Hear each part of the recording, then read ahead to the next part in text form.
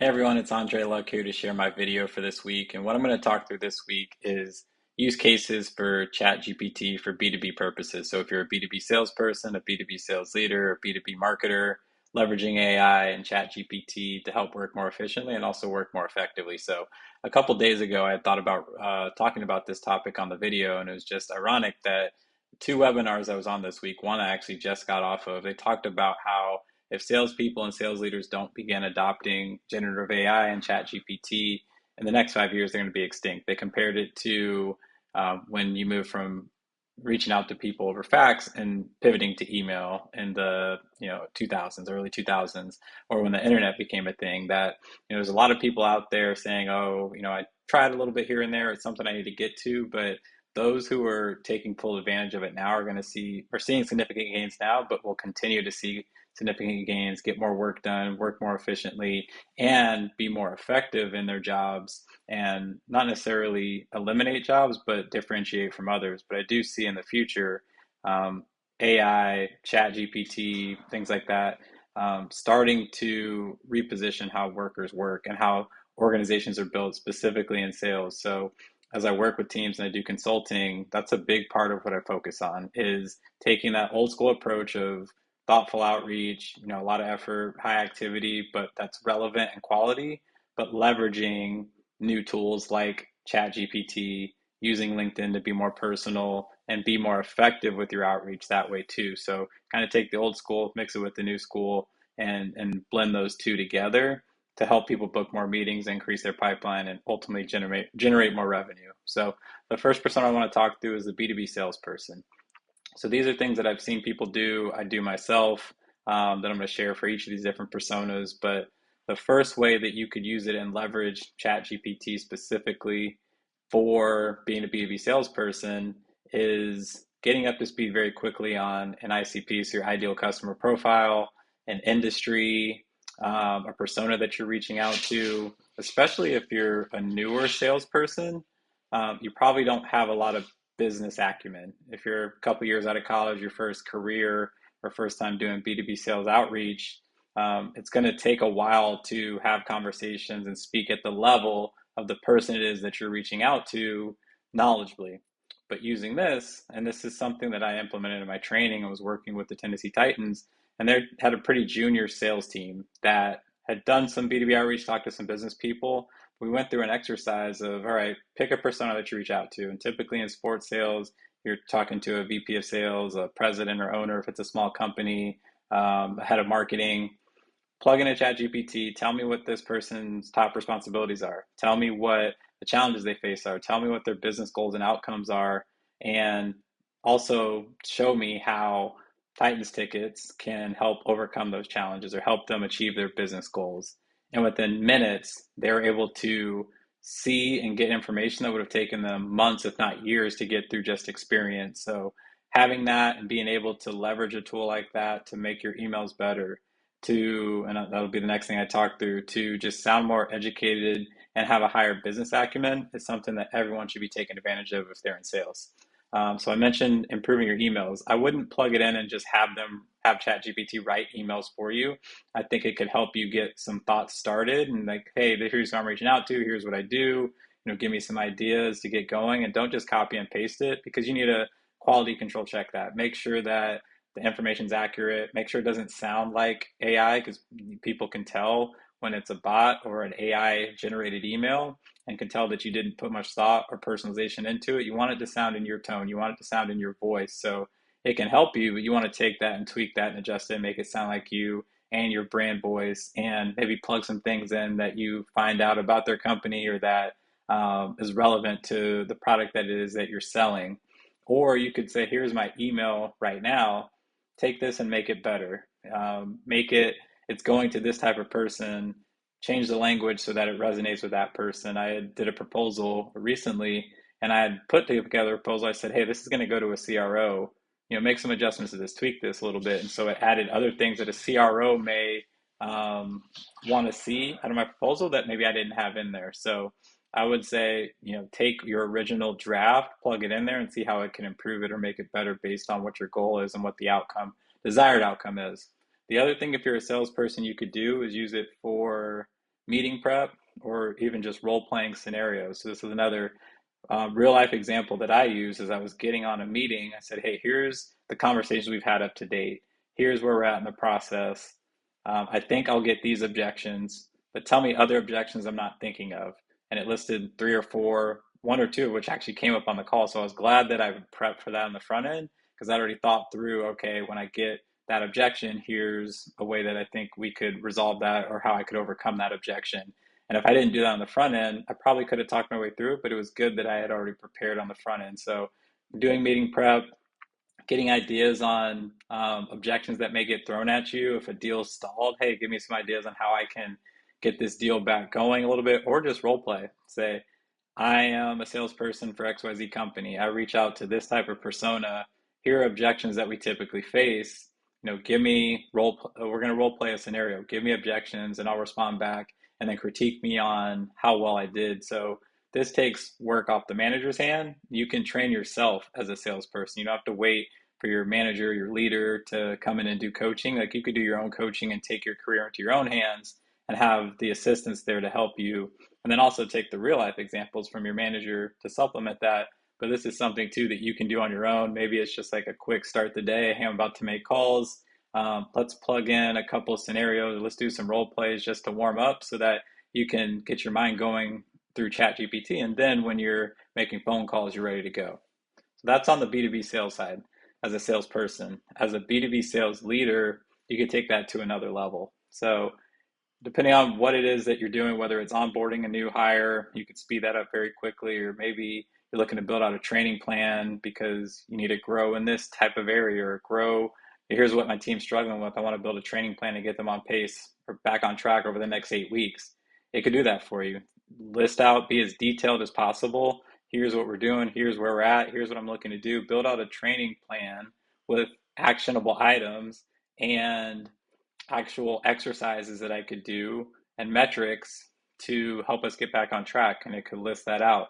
And again, don't just copy and paste it, but it would have taken you days, if not potentially weeks, to build that out just on your own.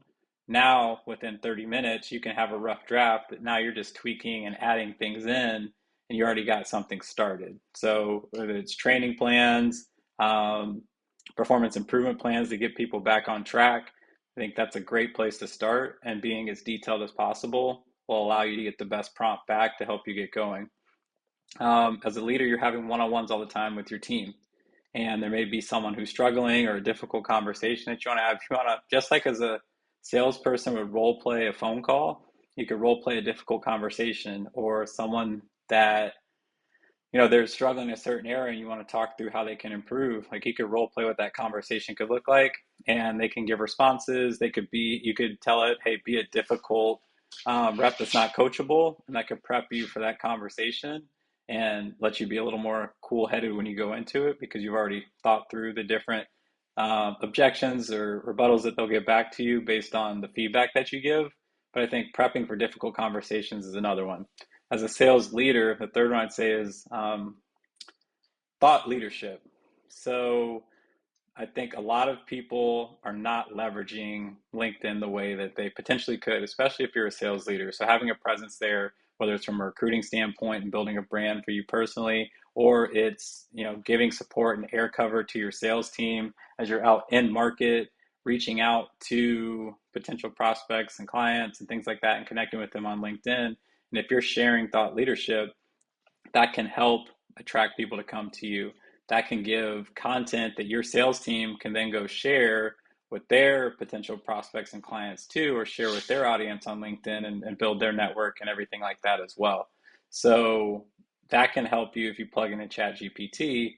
Hey, I want to write a post about this, or I want to start getting more active on LinkedIn. Give me some ideas on content and ideas on topics that I can talk about, and it can give you drafts. Again, don't copy and paste it, but it can get some thoughts started and just help you be more frequent and be more regular, and also give you a cadence of how much you should post and what things you should post about. Because I think that's where a lot of people get stuck. They don't know where to get started. So allowing that to kind of get the juices flowing and get things started is a great place to start. So as a B2B marketer, so we work with marketers. We do marketing ourselves here at 4Leaf. Some ways that we use it, and I think other B2B marketers can use it. Thinking of campaign ideas. So knowing what the goal is of a potential campaign and all the different content pieces that you may need to create, but it's coming up with ideas on different campaigns. So, we're trying to target this type of persona in this industry, and the goal is to book more meetings, or the goal is to increase our pipeline, or to close more deals at XYZ ACV, so average contract value. Plug that in, it can give you ideas on different campaigns that you can run, whether it's digital marketing campaigns, email campaigns, different marketing campaigns to help drive more leads to your sales team. That's a great place to get started, and come up with some outside the box ideas that maybe you weren't thinking of. You can say, hey, here are the 5 that I already have. What am I missing? Or give me some crazy outside this world ideas that I would never think of. And it could help you do that and just get, again, the juices flowing. And maybe it's not, all right, that's not actually actionable, but it may spark other thoughts and other ideas of other campaigns you could do. And it's just that assistant there for you. I mentioned creating content, so it could help you create copy for content. So if you're looking to do posts on social media, or if you're looking to write email copy for a newsletter or an email cadence, it could help do that. And also build out a calendar. Say, all right, I want to build out a content calendar over the next 30 days. I'd like to have each week, this type of content twice a week, this type of content twice a week, and then one that's very a call to action of like actually trying to get a sale or trying to get someone to book a meeting. As more detailed as you can be, it could build that out for you. And then another thing that would have taken you days probably to build out, within 30 minutes to an hour, you have a full content calendar with ideas and potential copy as well. And it just helps speed up and a lot of the administrative things you would do as a marketer. It allows you to focus on the bigger opportunities, the bigger proactive, and really get creative. And where you can now take this prompt that it gave you, where a lot of people are going to copy and paste that, now you can really use your creativity as a marketer and take what was an initial good first draft and really add your own personality and creativity into it. And that's where marketers are starting to differentiate themselves from those who are just using, AI to write copy for them, and then others who are using it to help make their content better. The last thing I would say is, if you're more on the analytical side of marketing, or numbers are a big thing for you, it can analyze data very quickly. So something that maybe you had a spreadsheet or a PDF of how a campaign performed, or how a campaign drove revenue and different metrics with that, you could plug that in a ChatGPT, be like, analyze this report and give me any insights from this. Give me your main takeaways. Give me things that, based on the data, you think we could do better, or how we can improve this in the future, or what potential next steps would be. It just does a really good job of breaking it down, and then things that you would have to really look through and come with your own analysis. It gets the thoughts going and gets everything started there, and summarizes data. So there's a lot more use cases for each of those personas, as a B2B salesperson, a B2B sales leader, a B2B marketer. But those are 3 that, in each of those buckets, that we currently use, and I coach and encourage others to use as we work with them, as we do consulting. But really, I look at it as like your personal assistant. You can create custom GPTs. I created one recently that was like, all right, I want you to be my mentor, that has 30 plus years experience as a go-to-market leader. And I want to go to you for any questions I have. I want to go to you for any thoughts I have. And I just want you to give me advice, pick at it, think like a 30-year vet in the industry that's also staying current with other trends. So you can create a custom GPT that's specifically for that. So when you have certain questions, you can go directly to that GPT. But really, again, it's just your personal assistant that can help with getting ideas going, getting thoughts started for you. The administrative stuff that would take you hours to do now frees you up to focus on other activities. And that's where I say, and others have said, if you're not using this now, you're wasting a lot of time. You're going to miss out on a ton of opportunities. In sales specifically, this will free you up to do more thoughtful, relevant content, to do more one-to-one outreach that's going to be more personable. You're not spending so much time doing administrative things and inputting tasks that are going to take you forever. You can leverage AI, ChatGPT to do that.